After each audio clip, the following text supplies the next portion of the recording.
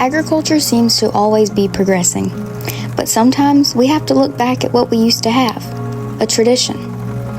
Agriculture is traditional in many aspects, but sometimes the new generation needs a new take on tradition, and that's what Hinson Family Farms is here to do. I want to start off by asking a question. How many people here like grits?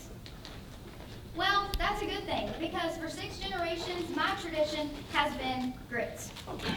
This is my advisor, Dr. Kirby Player, and I'm Kenlyn Hinson, and I want to give you a new take on an old tradition. So, for what I do, I package and produce grits and grow everything on my own. And what I want to do with my product is bridge the gap between traditional agriculture and the general public.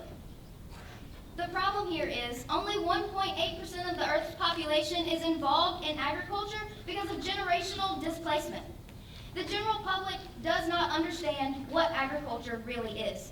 And I want to use my product to make sure that the public does understand agriculture. What I do for my grits is I grow everything on site, grind everything right there, package, store, and ship out my products from my family farm to the customer. While I do have some market competition, I also have a competitive advantage.